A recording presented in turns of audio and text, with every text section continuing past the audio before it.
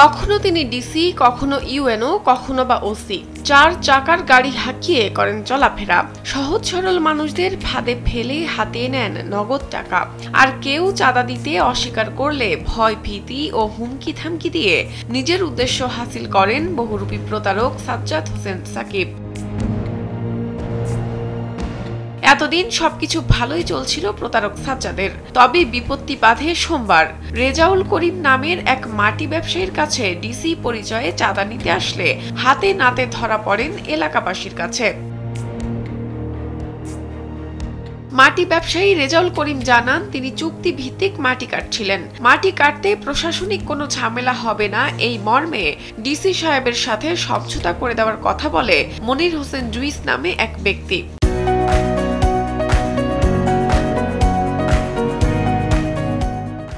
এবং সাপ্তাহিক 33,000 টাকা চাঁদাও দাবি করেন। রেজাউল করিম তাতে রাজি হয়ে ডিসি সাহেবের সাথে দেখা করতে চান। 1 সপ্তাহ টাকা অগ্রিম দেওয়ার লাগবে। আমি বললাম যে ঠিক আছে, তাহলে 1 সপ্তাহ টাকা অগ্রিম নিলে আমার কাছ থেকে 11টা থেকে 1টার ভিতরে এই টাকাটা নিয়ে যাওয়ার লাগবো। মানে আমার টার্গেট হলো আমি ডিসি সাহেবটা দেখবো। ওনারা বলে যে ডিসি সাহেব তো সারাদিন অফিস করে, দিনের বেলা আসতে পারবো না। পরের দিন জুইস কথিত ডিসি সাজ্জাদ হোসেন সাকিবকে প্রাইভেট কার যোগে নিয়ে আসেন। এ সময় পথেই জনতার হাতে আটক হন তারা। তবে প্রতারক মনির হোসেন জুইস এ সময় কৌশলে পালিয়ে যান। পরে ঘটনাস্থলে পুলিশ গিয়ে কথিত ডিসিকে আটক করে থানায় নিয়ে যান।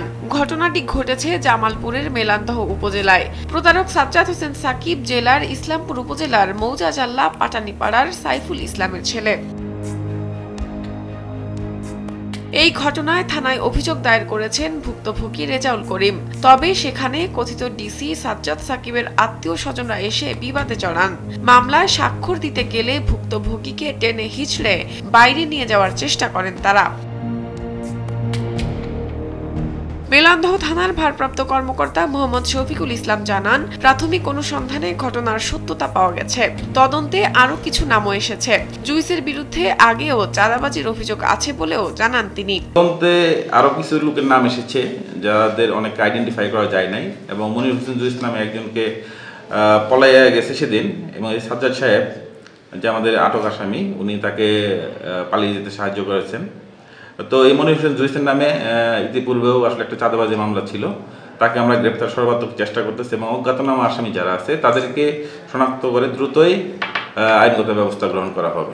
এলাকাবাসীর দাবি, দ্রুতই এই ভণ্ড ও প্রতারকদের আইনের আওতায় এনে দৃষ্টান্তমূলক শাস্তি দেওয়া হোক।